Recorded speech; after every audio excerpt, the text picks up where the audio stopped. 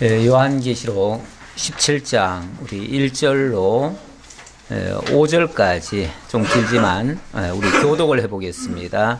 또 일곱 대접을 가진 일곱 천사 중 하나가 와서 내게 말하여 이르되 이리로 오라. 많은 물 위에 앉은 큰 음녀가 받을 심판을 내게 보이리라. 땅의 인물도 노와 더불어 은행에 앉고 땅에 사는 자들도 그 은행의 포도주에 취하였다 하고 곧 성령으로 나를 데리고 광야로 가니라. 내가 보니 여자가 붉은빛 짐승을 탔는데 그 짐승의 몸에 하나님을 모독하는 이름들이 가득하고 일곱 머리와 열 뿔이 있으며 그 여자는 자주빛과 붉은빛 옷을 입고 금과 보석과 진주로 꾸미고 손에 금잔을 가졌는데 가증한 물건과 그의 음행에 더러운 것들이 가득하더라. 다 같이 그의 이마에 이름이 기록되었으니 비밀이라 큰 바벨론이라 땅의 음녀들과 가증한 것들의 엄이라 하였더라. 아멘. 그의 이마에 이름이 기록되었으니 비밀이다. 비밀이란 말은 일단은 겉으로 확실하게 드러나지 않은 거라는 거죠. 확실히 드러나지는 않는데 그러나 분명히 정체는 있고요. 뭔가 앞뒤가 안 맞는 모습, 그러니까 겉과 속이 다른 모습, 그래서 사람들을 헷갈리게 만들고 많은 사람들을 속이기에 딱 알맞은 그런 모습을 띠고 있습니다. 그리고 큰 바벨론이다. 큰 바벨론, 그냥 바벨론이 아니고요. 큰 바벨론이다. 여기 또 음녀라는 표현도 큰 음녀다 이렇게 얘기를 하는데요. 이 크다라고 하는 것은 가장 우두머리에 있다 그런 의미죠. 가장 우두머리다. 뿐만 아니라 땅의 음녀들과 가증한 것들의 엄이다. 엄이라는 말도 가장 위에 있는 거죠.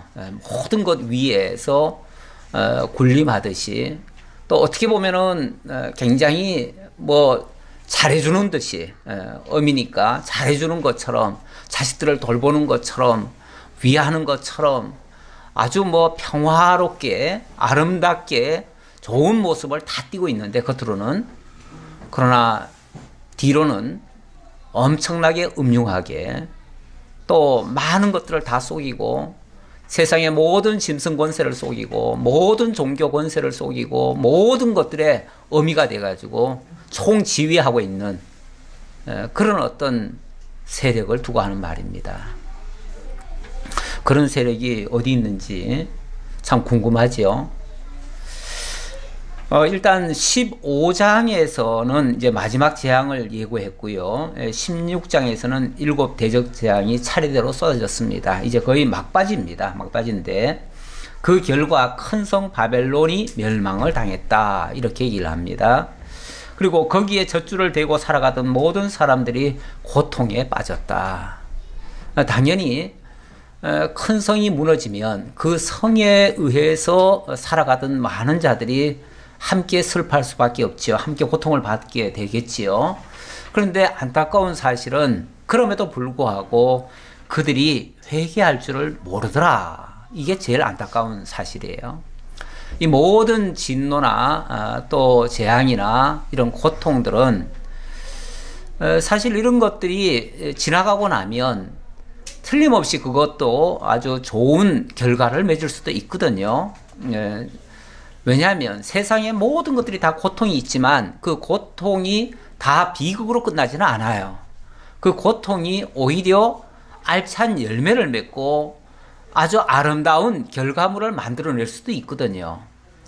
실제로 하나님의 모든 선한 일들을 속에서는 거기도 물론 당연히 고통이 따르죠. 고통이 따르지만 그 결과는 아름답게 만들어집니다. 그래서 궁극적으로 하나님께 영광이 돌려지는데 지금 이 악한 자들에 대한 하나님의 준엄한 심판 앞에서는 그런 진노를 받고도 회개를 할 줄 모르더라. 결국 돌아오지 못하더라 그 얘기죠. 회개라는 말은 하나님께로 돌이키는 걸 얘기하는 건데 하나님께로 돌이키지 못하니까 결국 멸망으로 치닫게 되어지더라 그 얘기죠.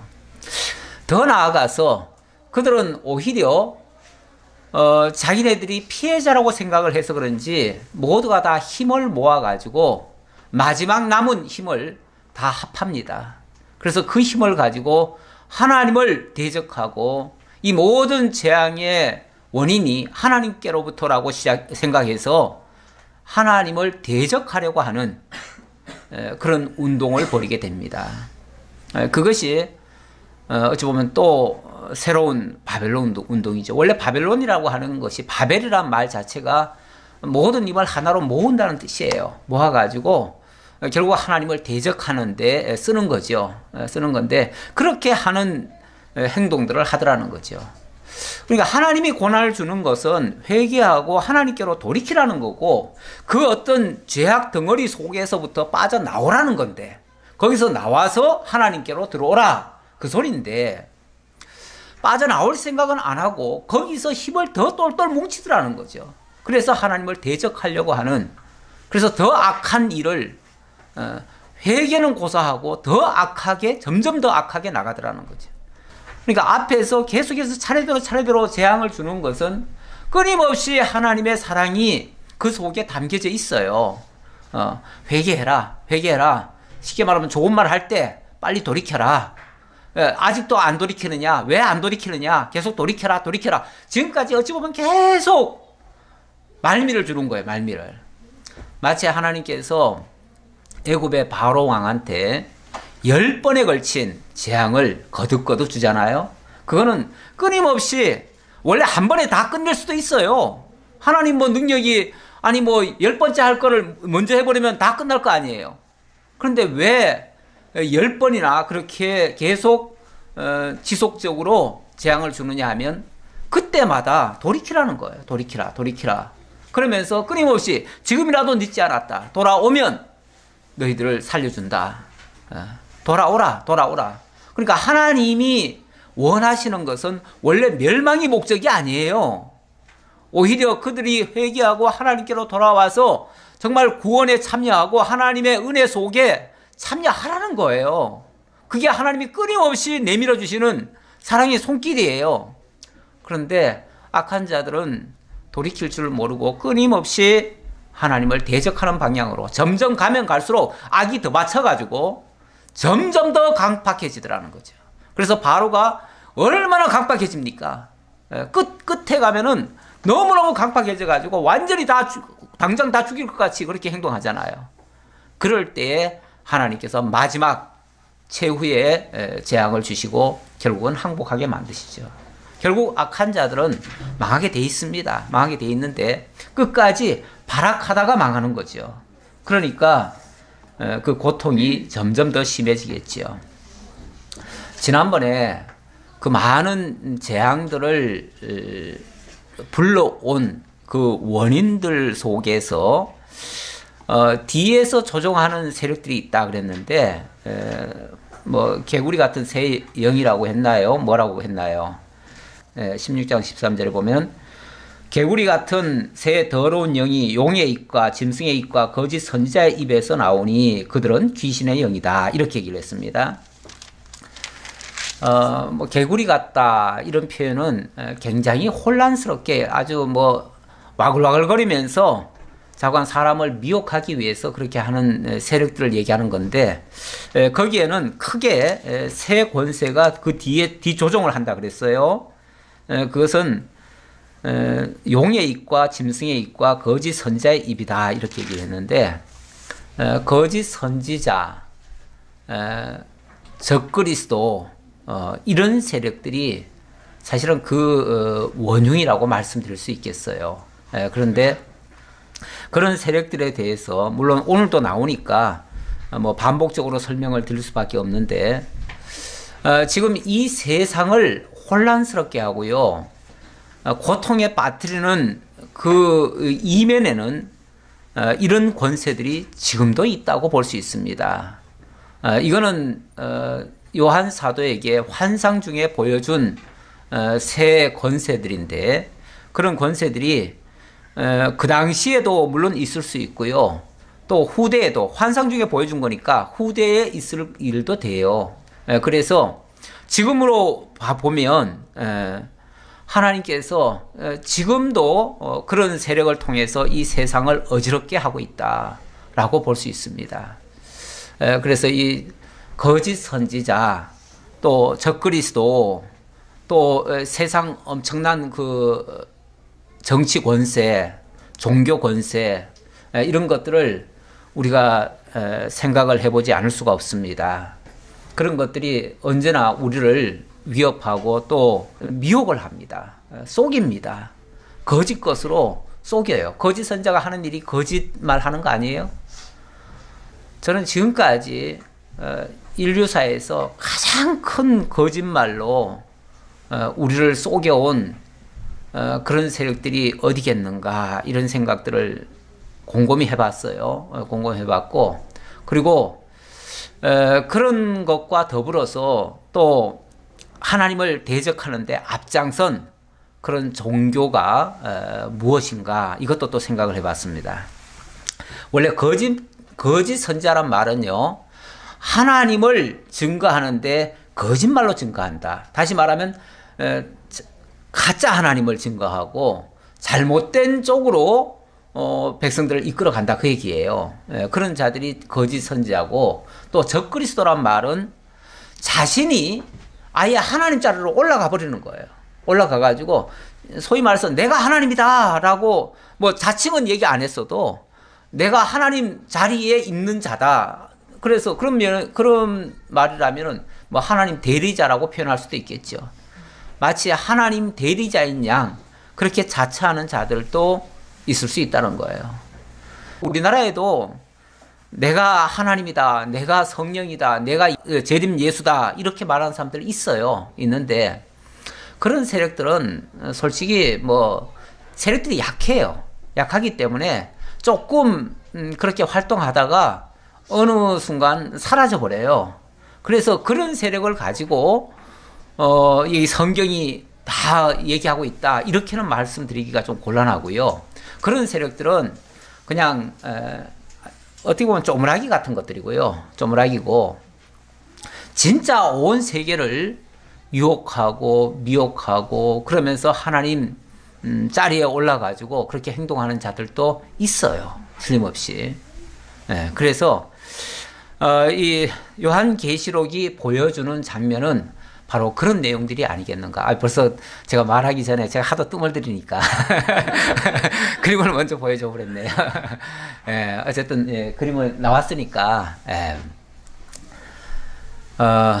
저는 현재 그 얘기부터 하고 넘어가야죠. 저는 가장 큰 거짓 선지자가 마호멧이 아닐까라는 생각을 해봤어요.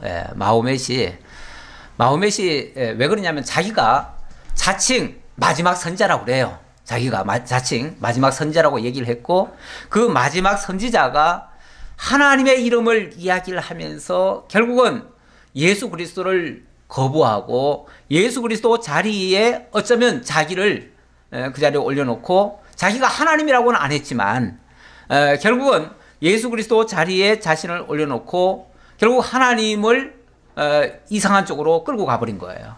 그래가지고 지금 지금 이 세계에 거의 절반에 해당되는 나라들은 이 이슬람권에 지금 포로 잡혀 있습니다. 이슬람권에 종속돼 있죠. 그리고 또 한 절반의 세력들은, 절반의 그 세계 나라들은 어떤 면에서 또 로마 교황청의 지도를 받고 있어요. 지금도 그렇게 하고 있는데 물론 뭐 여기 사실 우리 교회 나오시는 분들 중에서도 가톨릭을 접하시고 거기서 접하셨던 분들도 우리 교회에 또 나오고 있습니다. 그래서 혹시 이런 얘기를 하면 좀 거부감이 들지도 모르겠어요. 제가 사람을 얘기하려는 게 아니고 그가 하는 일을 가지고 얘기하는 거예요. 하는 일을 보면은 굉장히 사실은 좀 모독적인, 하나님 자리를 꿰차고 행동하는 그런 모습을 많이 보이지 않는가라는 그런 생각을 합니다. 일단은 그 좀 얘기를 좀 해야 될 것 같아요. 가톨릭에 대해서는 가톨릭은 사람들은 그렇게 얘기를 합니다. 우리 기독교가 가톨릭에서 나왔다고. 그래서 가톨릭이 형님이고 우리는 동생들이라고. 거기는 큰 집이고 우리는 작은 집이라고. 이렇게들 말을 합니다. 저는 거기에 대해서 일단 그건 좀 크게 잘못된 생각이다라고 말씀드리고 싶습니다. 왜냐하면 원래 기독교는 예수 그리스도가 오심으로부터 기독교라는 이름이 생긴 거죠. 원래 기독이라는 말이 그리스도라는 말이에요. 그리스도라는 말이 이제 한문식으로 발음을 하면 기독이 되는 거예요. 그래서 기독교가 된 건데 예수 그리스도가 오심으로부터 기독교 교회가 시작이 됐습니다. 그리스도의 몸된 교회를 지상에 남겨놓으시고 그리스도께서는 부활 승천하셨어요. 그리고 이 남은 교회를 성령을 보내셔서 지금 세워가시고 땅끝까지 복음을 전파해서 교회가 세워져 가고 있었습니다. 그런데 아시다시피 로마 정부가 엄청난 박해를 통해서 뭐 크게 한 10대 박해라고 그래요. 10대 박해를 통해서 거의 기독교를 박멸을 시켰습니다. 박멸 수준까지 갔죠. 그래서 지상의 기독교가 없었습니다. 거의 안 남았습니다. 나중에 알고 보니까 그 기독교가 지하 카타콤으로 다 들어간 겁니다. 그래서 아예 없어진 게 아니고 정말 그 무덤 속에 공동묘지 지하를 파가지고 그 속에 들어가서 거기서 몇백 년을 버틴 거예요. 그렇게. 그러니까 지상에서는 교회가 다 사라진 거죠. 사라졌는데 알게 모르게 그래도 예수를 믿는 사람들이 있었고 그들 중에 이 권력과 좀 이렇게 가까이 하는 그런 자들도 가끔씩은 나타났어요.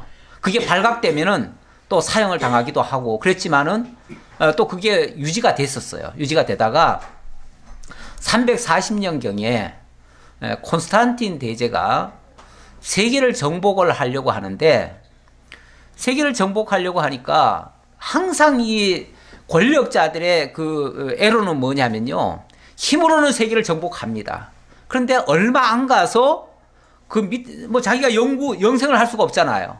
근데 얼마 안 가서 각 나라들이 반란을 일으키고 이렇게 되어지면 금방 또 무너지고 헛수고가 돼버려요. 뭐 대표적으로는 알렉산더가 그 30살에 세계를 제패했지만은 불과 몇 년 안 돼가지고 자기가 죽었잖아요. 죽고 나니까 그 신하들 4명이 다 반란 일으켜가지고 나라를 4쪽을 내버렸잖아요. 그렇게 힘들어가지고 나라를 세워놔도 얼마 안 가면은 다 무너져 버려요. 이게 계속 반복이 됐어요. 반복이 되니까 어떻게 하면은 세계를 정복도 잘할 수 있고 또 세계를 정복한 다음에는 영구적으로 그 나라를 유지할 수 있을까? 그렇게 하는 데는 이 종교가 필요하다라는 사실을 깨달은 겁니다. 그리고 뭐 일설에 의하면은 그 콘스탄틴의 어머니는 예수를 믿었다고 해요.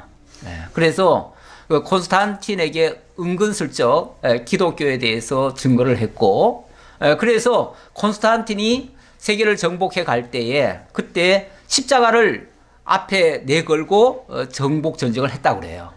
그렇게 해서 어쨌든 콘스탄틴이 많은 나라를 정복했습니다. 정복하고 난 다음에 한 일이 뭐냐면은 기독교를 해방령을 내렸어요. 네.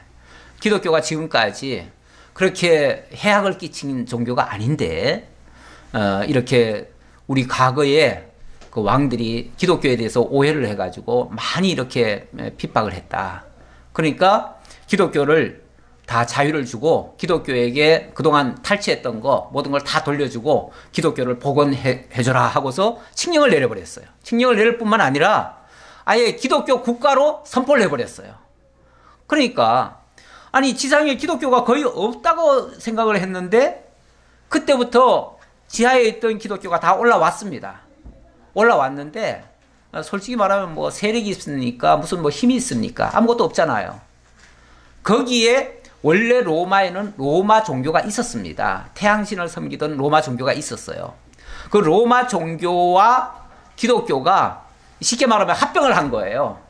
합병을 해가지고 기독교와 로마 종교의 모든 그 내용들이 같이 섞여버렸어요. 그렇게 해서 만들어진 종교, 그 이름은 기독교인데 그 기독교의 수장이 누구냐면은 로마 종교의 그 수장이에요. 그러니까 결국은 로마 종교와 기독교가 짬뽕을 하다 보니까 순수 기독교는 사라져버리고 거짓 기독교가 탄생이 돼버린 거죠. 정치적 기독교가 탄생돼버린 거죠. 그리고 그 기독교는 당연히 로마 종교다 보니까 로마 정부를 위해서 봉사를 합니다.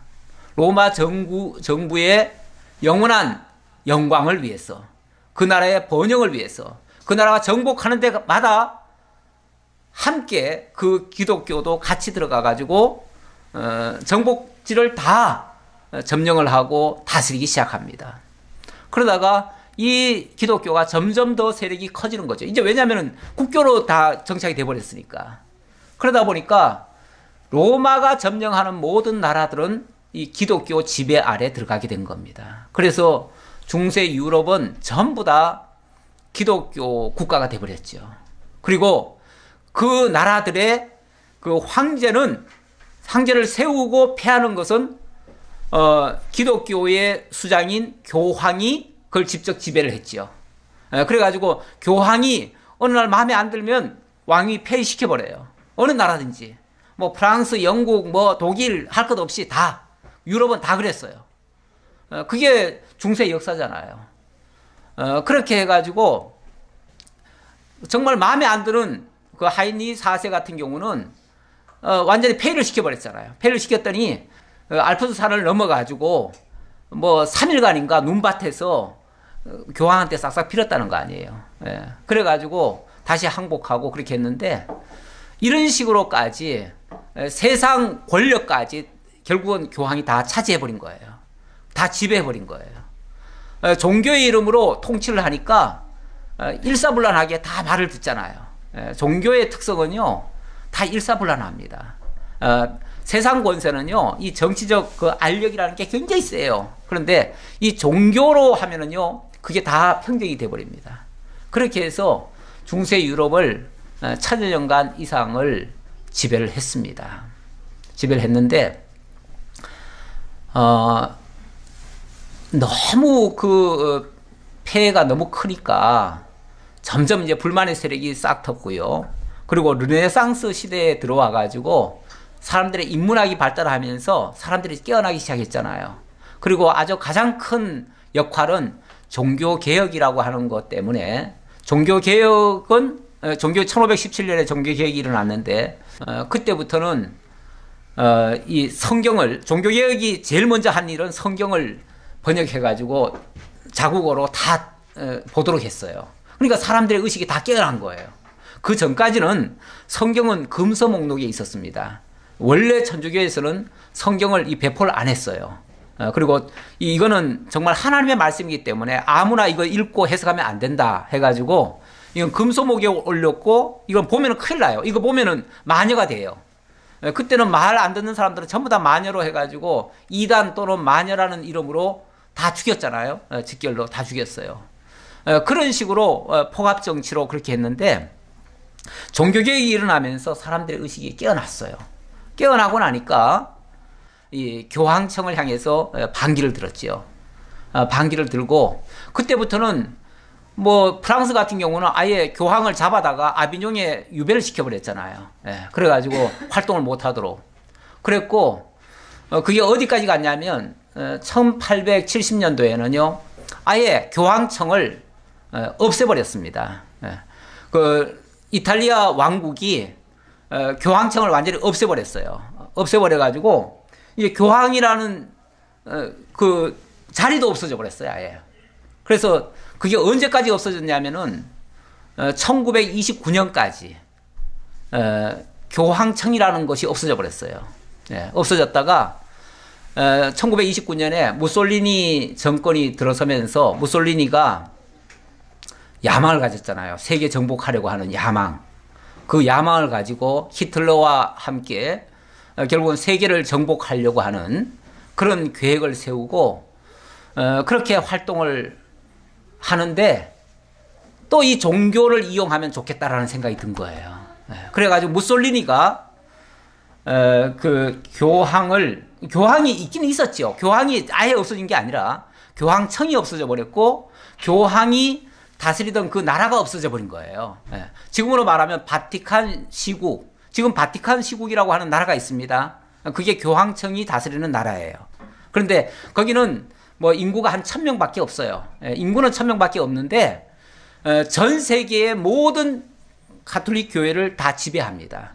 입법, 사법, 행정권을 거기서 다 쥐고 세계 교회를 다 거기서 다스려요. 이렇게 하고 그 교인들, 그러니까 전 세계로 말하면은 그게 수십억이 되잖아요. 그러니까 엄청나지요. 그런데 거기 본부가 쉽게 말하면 바티칸 시국이에요. 그런데 그 바티칸 시국이 없어졌다가 무솔리니가 이제 서로 협상을 한 거예요. 협상을 해가지고 쉽게 말하면 우리가 당신네들 살려줄 테니까 당신네들이 국가를 위해서 봉사해라. 이제 이렇게 한 거죠. 마치 콘스탄틴 대제가 세계를 정복하면서 기독교를 이용했던 것처럼 그렇게 이용했던 거예요. 그게 1929년에 맺어진 라테나노 조약이라고 그래요. 그런데 그걸 통해서 정말 다 죽었다고 생각했던 이 가톨릭이 다시 살아났죠. 실제 역사적으로는 사실은 뭐 죽은 거나 마찬가지였어요. 물론 교회는 나와 있었지만 그 영향력이 미치지 않다가 다시 또 살아났어요. 살아나가지고 지금은 굉장히 많이 활동을 하고 있습니다. 지금은 다시 전 세계를 향해서 그 영향력을 지금 굉장히 많이 끼치고 있어요. 그런데 다른 걸로 끼치는 게 아니라 지금은 순수하게 우리는 종교의 이름으로 한다 그래요. 옛날에는 정치까지 관여를 했는데 이제는 정치는 관여 안 해요. 정치는 관여 안 하지만 종교의 이름으로 세계를 다니면서 평화의 사도로 또는 하나님의 대리자로 이런 이름으로 전 세계를 다니면서 영향력을 미칩니다. 특히 이 종교 통합에 굉장히 지금 활발하게 활동을 하고 있습니다. 그래서 전 세계적으로 사실 기독교는 이 WCC라고 하는 그 운동을 통해서 기독교 세계 교회가 하나가 돼야 된다. 그러는데 거기에 교회를 중심으로 해서 모든 종교를 다 통합한다라는 그런 어떤 대원칙이 있어가지고 그 WCC 운동을 할 적마다 거기에 세계 모든 종교 뭐 수십 가지 종교가 되는데 그 종교들을 다 초청을 해다가 그들의 그 행사도 다 치러줍니다. 그러면서 교회 일치 운동 뭐 또는 뭐 세계 종교 통합 운동 이렇게 합니다. 그런데 거기에 지난번에 보니까 지난번 우리나라에서도 한번 했어요. 10년 전에 딱 10년 전에 우리나라에서 부산에서 했는데 부산에서 할 때 보니까 거기도 가톨릭 뭐 성공회 뭐 정교회 뭐 모든 그런 종교들이 다 같이 참여했어요. 그래가지고 조약도 맺었어요. 그래가지고 우리가 쉽게 말하면 다 같이 하자는 거죠. 우리 다 형제 아니냐. 형제니까 다 같이 하자. 진리 문제는 따지지 말고 원래 그 WCC가 주장하는 게 뭐냐면 진리는 달라도 사업은 하나. 그 캐치프레이즈가 그거예요. 우리는 진리는 다 다르죠. 다르지만 사업으로는 다 하나가 될 수 있다.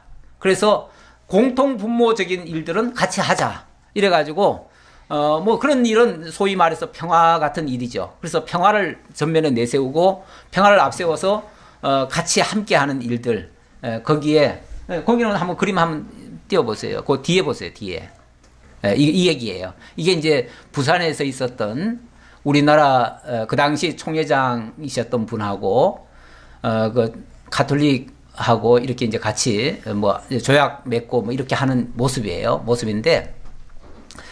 물론 뭐 우리가 상세한 내용을 다 자세히는 모르지만 표면적으로 봤을 때 물론 뭐 종교 간에 서로 맨날 싸우는 거는 바람직하지 않아요. 하지만은 그렇다고 해가지고 우리가 연합하고 일치하는 것은 또 바람직하지 않아요. 그것도 분명히 다른데 다른 걸 갖다가 하나로 하면 어떻게 되겠어요?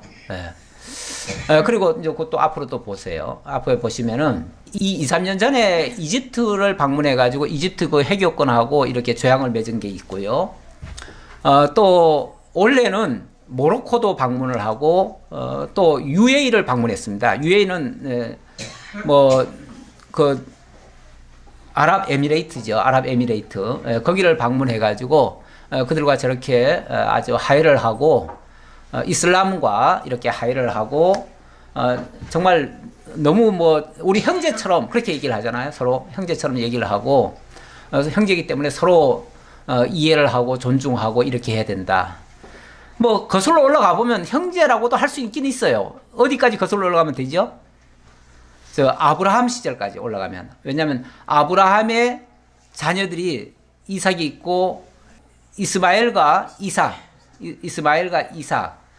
그러니까 그 형제들이잖아요. 그러니까 같은 아버지 아브라함을 섬기고 있어요. 그러니까 우리가 다 형제들이다. 그러니까 아랍에미레이트에다가 2022년도에 거기다가 하나의 교회를 세우기로 했어요. 무슨 교회를 세웠냐면은 아브라함 교회를 세워가지고 거기서 유대교, 이슬람교, 또 가톨릭, 기독교라고 이제 자기네들은 이제 기독교라고 통칭하는데 기독교 이렇게 3교가 함께 예배 드릴 수 있는 장소, 그런 장소를 아랍에미레이트에 건설하기로 했습니다. 그걸 약속을 했어요. 약속을 했는데 물론 이거는 뭐 아직은 첫 단추나 마찬가지입니다. 앞으로 어떻게 발전해 갈지는 몰라요. 이게 잘 갈는지 안 갈는지는 몰라요. 그러나 이렇게 세계 종교를 자꾸만 하나로 묶으려고 하는 시도, 이 시도는 원래 가톨릭이 가지고 있는 본래의 속성과 같아요. 원래 가톨릭은 원래 로마 종교와 제가 통합을 했다고 했잖아요. 그래서 거기서부터 출발했기 때문에 원래 그냥 흔하게 표현하면은 그냥 짬뽕 종교예요. 이게 유일무이한 기독교만 그리고 예수를 통해서만 구원에 이른다고 하는 이런 신앙이 아니고요. 다원주의라고 그러죠. 다원주의란 말은 산은 하나인데 길은 여럿이 있지 않느냐. 어디로 가든지 꼭대기만 가면 되지 않느냐. 우리가 천국 가는 길은 이슬람을 통해서도 갈 수 있고 기독교를 통해서도 갈 수 있고 유대교를 통해서도 갈 수 있고 어디든지 다 통해서 갈 수 있다. 그러니까 종교끼리 서로 네가 옳으니 내가 옳으니 하지만 결국은 목적지가 다 천국 가자는 얘기 아니냐. 그러니까 천국 가는데 서로 싸울 게 뭐 있느냐. 서로 다 존중하고 너희는 그런 식으로 믿어라. 우리는 이런 식으로 믿을게. 이렇게 하자는 게 종교다원주의고 그게 사실은 가톨릭이 주장하는 그런 내용이에요. 그래서 가톨릭은 교리적으로도 그 종교다원주의를 채택을 했습니다. 그랬고 거기에 일부 이 교회들도 거기에 합세를 한 모습인데 이거는 어쨌든 세계 종교로서 세계를 통합하자는 운동이고요. 거기에 이 정치적으로 그걸 또 이용하려고 하는 세력이 있어요. 그게 이제 세계를 어떻게 보면은 이 힘으로 다스리려고 하는 그런 정치 권세가 있지요. 거기다가 제가 아까 그 이슬람교를 얘기를 했는데 이슬람교는 어찌 보면 거짓이에요. 거짓. 완전히 이거는 정말 하나님이 약속한 그 약속의 자손이 아닌데 마치 그가 진짜인 것처럼 이렇게 거짓으로 바꿔가지고 코란이라는 걸 만들어가지고 코란은 솔직히 말하면은 그 마호멧의 그 일대기를 쭉 보시면은요 마호멧은 원래 그냥 한마디로 말하면 장사꾼이에요. 장사꾼이었는데 어느 날 유대인들을 만나가지고 유대인들을 통해서 기독교에 대한 예수에 대한 이야기를 듣습니다. 듣고 나서 그때 처음으로 하나님이 유일신이라는 걸 압니다. 그래서 그 얘기를 듣고 자기가 그것을 재해석을 한 거예요. 자기가 그 사람은 사실은 글도 모르는 사람이에요. 글도 모르는 사람인데 자기가 들은 얘기를 쭉 설파를 했어요.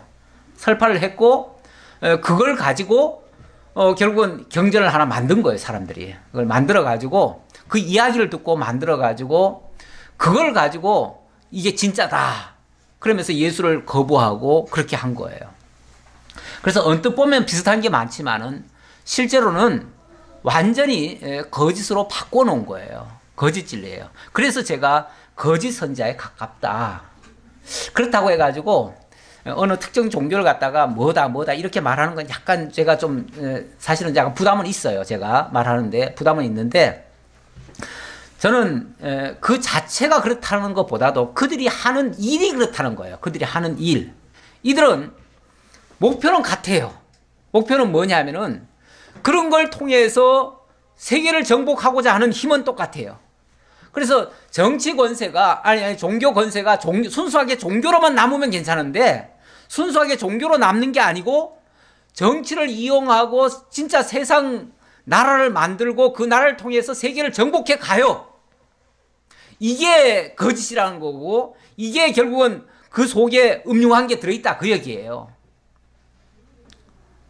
무슨 말씀인지 아시겠어요? 그러니까 종교가 순수하게 종교 그 자체로 남아있으면 뭐 불교 같은 경우는 종교 그냥 그 자체로 남아있어요. 그러니까 그 나름대로는 존중해 줄 수 있겠어요. 그러나 그 종교의 이름으로 나라를 만들고 그 종교의 이름으로 세계를 정복하고 그리고 수많은 사람들을 죽이는 일에 종교가 앞장서고 이러니까 거짓이라고 말을 하는 것이고 이게 이제 겉과 속이 다르다는 거예요. 겉으로는 평화를 외치지만 그 이면에는 너무나 음흉한 것들이 있다는 거죠. 결국은 이 세상 권세를 이용해 가지고 그걸 지배하고 그 뒤에서 조종을 하면서 전 세계를 장악하겠다고 하는 이런 음모를 가지고 있다는 거죠. 그런 의미에서 이게 거짓이거나 아니면은 이거는 적그리스도 같은 모습을 띠고 있다 라고 지금 표현하는 거예요. 그래서 제가 어느 종교를 비난하려고 하는 말이 아니고 그 종교가 순수하게 그 종교 진리만을 간직한다면 이렇게 말할 이유가 없어요. 그런데 그것을 저기 지금 저 3절로 4절에 칠두식각 짐승을 타고 사체하던 큰 음녀다 이렇게 지금 제가 적어놨는데요.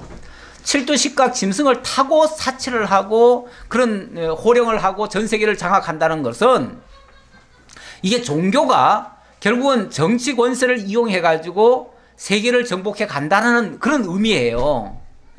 이런 세력이라면 이거는 우리 순수 기독교 입장에서 순수 하나님의 정말 하나님의 나라가 주를 이루고 있는 하나님의 나라를 목적으로 달려가고 있는 우리 기독교 입장에서 봤을 때는 이거야말로 정말 적그리스도의 모습이고 또 아니면 거짓 선자의 모습이다.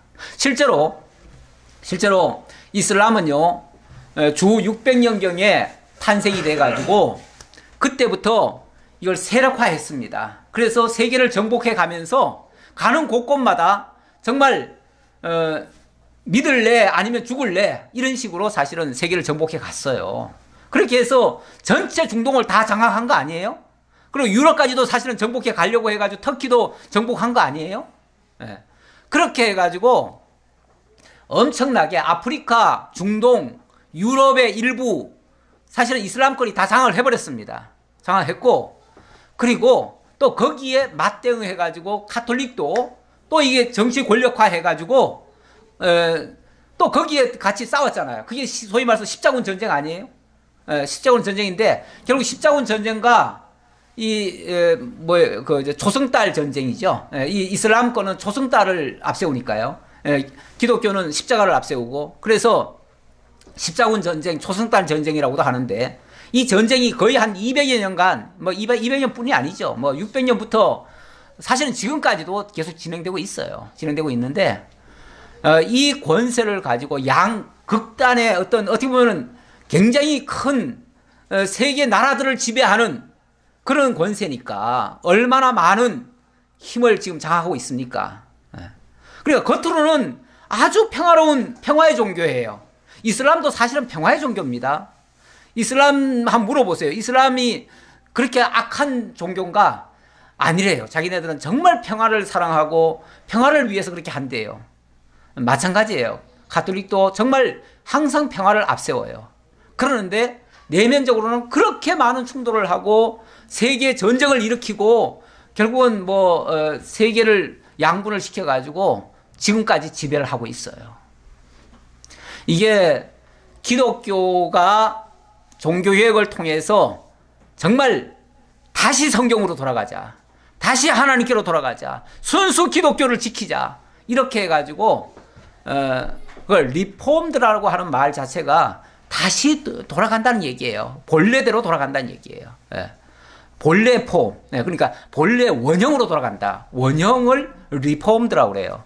그래서 리폼드 처치, 바로 이 기독교회가 원래의 교회로 돌아간 모습이에요. 여기는 정치색이 하나도 없어요. 여기는 어떤 그 음흉한 계략도 없어요. 이건 순수하게 하나님 나라만을 위해서 살아가는 교회예요. 우리가 추구하는 것은 하나님 나라입니다. 이 세상 나라가 아니에요.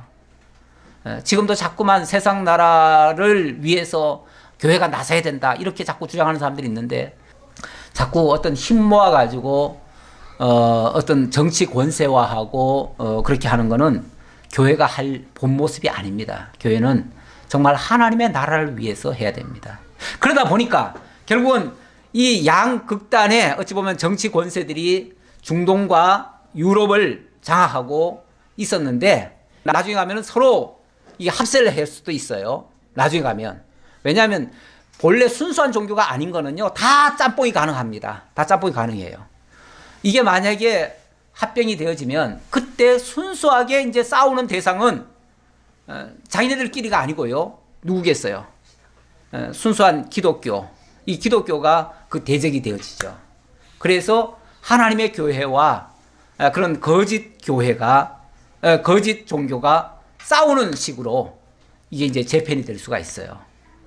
그래, 우리가 약간 경계하는 거는 지금 아까 이런 장면들을 보면서 저렇게 자꾸 이제 가까워지는 것은 나중에 가면 결국은 이게 이제 하나님을 대적하려고 하는 그런 세력으로 발돋움할 수 있기 때문에, 그것 때문에 우리가 이제 지금 약간의 경계를 지금 하는 것이지, 뭐 그 종교를 미워하거나 배척하기 위해서 하는 말은 아닙니다. 순수하게 그 본래의 진리대로만 간다면 우리가 전혀 욕할 이유가 없습니다. 제가 오늘 너무 많은 이야기를 그냥 서론 얘기하다가 끝냈는데요. 조금만 본론 조금만 더 보도록 하지요. 1절요. 또 7 대접을 가진 7 천사 중 하나가 와서 내게 말하여 이르되, 이르로라, 많은 물 위에 앉은 큰 음녀가 받을 심판을 내게 보이리라. 많은 물 위에 앉은 큰 음녀다. 이 물이라고 하는 거는 어찌 보면 세상 나라예요. 세상 나라들인데, 세상 나라들 위에 앉아가지고 그들을 부리고 호령하고 하는 음녀다. 이제 음녀는 종교 권세라고 그랬죠. 종교 권세인데, 종교 권세 중에서도 으뜸되는 종교 권세, 그 으뜸되는 종교 권세가 이 세상 나라를 지금 깔고 앉아 있어요. 그리고 지배를 하고 있어요. 조정을 하고 있어요. 조정을 하는 그 음녀가 나중에는 심판받게 될 것이다, 그 얘기예요. 왜냐하면, 왜 심판을 받냐 하면, 땅의 임금들도 그와 더불어 음행하였고 땅에 사는 자들도 그 음행의 포도주에 취하였다 하고, 그 성령으로 나를 데리고 광야로 가니라. 땅의 임금들도, 또 땅에 사는 모든 사람들도 다 그 음행의 포도주에 다 취해버렸대요. 다 취해버렸대요. 다시 말하면 그 음녀가 주는 그 어떤 달콤한 그 술에 취해버렸다는 거죠. 그 음녀가 뭘로 그렇게 취하게 했겠어요? 뭘로 세상 임금들을 조종했겠어요? 무슨 아마 세상 그 왕들에게는 엄청난 힘을 주겠다고 했겠죠. 엄청난 뭔가를, 유익을 주겠다고 했겠죠. 그리고 그게 세계 평안이 뭐니 이런 걸 앞세워서 했겠죠. 어쨌든 그런 모습을 띄었다, 그 얘기예요. 그런 모습을 보여준 거죠. 자, 그리고 3절 하반절에 내가 보니 여자가 붉은빛 짐승을 탔는데, 근데 그 여자가 붉은빛 짐승을 탔대요. 그 짐승의 몸에 하나님을 모독하는 이름들이 가득하고 7머리와 10뿔이 있으며 하나님을 모독하는 이름들이 가득하더래요. 그러니까 그 짐승들, 이 세상 정부들의 모습, 어찌 보면 하나님을 대적하는 자들의 그 모습을 띠고 있더라는 거예요. 그 여자는 자줏빛과 붉은빛 옷을 입고 금과 보석과 진주로 꾸미고 손에 금잔을 가졌는데 가증한 물건과 그의 음행에 더러운 것들이 가득하더라. 저는 그 가톨릭에서 이렇게 이제 그 제사, 미사를 드리잖아요. 미사 드릴 때 보면은 옷이 굉장히, 지금 사실 여기 적혀 있는 모습 그대로예요. 예, 이런 모습을 띠고 있어요. 그리고 금잔을 들고 있어요. 그리고 그걸 가지고 제사 드리듯이 뭔가 그 미사를 그렇게 드리는데, 그런데 거기에 붉은 그 포도주인데, 그 포도주가 여기는 표현을 뭐라고 했냐면 가증한 물건과 그의 음행에 더러운 것들이 가득하더라. 그게 순수하게 그리스도의 피라면은 그게 가증한 게 아니죠. 그런데 그게 수많은 나라들을 지배하고 그 나라들을 정복하는데 사용된 그런 것들이라는 거죠. 그런 것들이니까 그게 가증하고 그런 것들이라는 거죠. 그래서 이런 모습조차도 저는 상당히 유사한 모습이 보인다. 그래서 제가 단정은 못하겠습니다만은 상당히 유사한 모습을 지금 많이 띠고 있다 라는 말씀까지를 드리도록 하겠습니다. 5절까지는 마저 해야지요. 5절까지 읽었으니까. 그의 이마에 이름이 기록되었으니 비밀이라, 큰 바벨론이라, 땅의 음녀들과 가증한 것들의 엄이라 하였더라. 비밀이다. 이 비밀이라는 말은 얼른 보면 잘 모른다 그 얘기예요. 얼른 보면 잘 모르는데 그 내면 깊숙한 데를 파고 들어가 보면 그 어떤 아주 불결하고 더럽고 정말 추악한 그런 모습들이 다 보이더라는 거죠. 실제 그 교황이라고 하는 그 이름으로 지금까지 유지가 되고 있는데, 그 교황도요, 그 교황의 역사들을 보면은 정말 추악한 모습들이 너무 많습니다. 한때는 교황도 서로 막 싸우고, 교황도 한 명이 아니에요. 원래는 몇 명이 탄생된 적이 있어요. 그래가지고 동시에 막 몇 명이 탄생해가지고 서로 싸우고, 거기서 또 추악한 그런 모습들, 서로 돈으로 주고받고 하는 모습들, 이런 것들도 엄청 많았고요. 예. 그런데 자관 겉으로 보기에는 평화의 사도고 엄청나게 정말 하나님의 대리자로 이렇게 좀 행세를 했지만, 그 이면에서는 엄청나게 추악한 모습들을 많이 보였다. 그래서 비밀이라고 표현할 수 있고요. 그리고 큰 바벨론이다. 바벨론이라고 하는 거는 어떤 큰 힘을 얘기하는 거예요. 이 바벨이라고 하는 건 모든 힘을 다 모은 거라고 그랬잖아요. 예, 그러니까 어찌 보면 정치 권세가 그걸 장악했을 수도 있고요. 그 정치 권세 위에 이 음녀가 또 거기를 그 성 안에 들어가 가지고 그 안주인 노릇하는 거죠. 예, 그러면서 그 정치 권세를 휘두르는 거죠. 그리고 겉보기에는 세상 권력 같은데 실제 그 이면에는 이 음녀가 조종을 하는 거죠. 이렇게 하기도 하고, 땅의 음녀들과 가증한 것들의 엄이라. 이 땅의 음녀들, 세상에 쪼무레기 종교들이 엄청 많습니다. 스스로 자칭 내가 하나님이다 하는 종교들도 엄청 많아요. 이단들도 많고 거짓 선지자들도 많고 엄청 많은데, 그 모든 것들의 의미가 이거다 그 얘기예요. 원흉이다. 오늘 제가 좀 이야기하다 보면 여러분들이 얼른 납득이 안 될 수도 있어요. 왜냐하면 너무 현실에 있는 어떤 것을 지칭하는 것 같아가지고 좀 거부감이 들 수도 있고요. 그런데 여러분 이제 만약에 여기에 대해서 의문이 든다면 좀 더 그 근원을 좀 찾아봤으면 좋겠어요. 그래서 그들의 본래가 무엇인가, 본래 정체가 무엇인가, 이게 지금 정체를 얘기하는 거거든요. 큰 음녀의 정체를 지금 쭉 얘기를 하고 있는데, 그 음녀의 정체를 우리가 제대로 알고 우리가 속지 말아야지요. 우리가 속지 말아야 되는데, 기독교도 정신 못 차리면은 지금은 사실 지금 우리 기독교도 어떤 의미에서 지금 음녀의 길을 걷고 있어요. 나중에 가면 이제 다른 어떤 세력이 아마 우리 보고 그럴 거예요. 너희가 음녀 아니냐 그럴 거예요. 왜? 지금 하는 모습 그대로 하면요 앞으로 음녀 소리 들어요. 음녀가 딴 거 있나요? 예. 음녀가 결국은 순수한 성도들을 미혹해가지고 하나님이 아닌 다른 것들에게 끌고 가는 거잖아요. 우리가 정말 엉뚱한 거 교회가 추구하게 만들고요. 물질적이고 세속적이고 정욕적이고 이런 것들로 자꾸 그런 것들이 복이라고 그러고 그런 것들을 추구하게 만들면 음녀 되는 거예요. 음녀가 뭐 따로 있는 게 아니에요. 그런 짓 하면은 음녀인 거예요. 예. 제가 오늘 말씀드린 것 때문에 혹시라도 다른 종교에 대해서 부정적으로 자꾸 얘기를 한다든지 그들을 미워한다든지 또 그들에게 대해서 안 좋은 얘기를 하는 것은 옳은 자세가 아닙니다. 우리가 지금 우리 경계하기 위해서 지금 이걸 살핀 거지 그들을 비난하기 위해서 지금 하는 게 아니에요. 그러니까 절대 타종교에 대해서 선입견이나 또는 비난하는 자세는 절대 취하지 마시기 바랍니다. 아버지 하나님 감사합니다. 저희도 정신 차리지 않으면 음녀 역할을 할 수도 있고 음녀에게 조종받는 또 거짓 세력이 될 수도 있습니다. 너희가 이럴 때 어떻게 대하여야 마땅하뇨? 라고 베드로 사도가 우리에게 반문했습니다.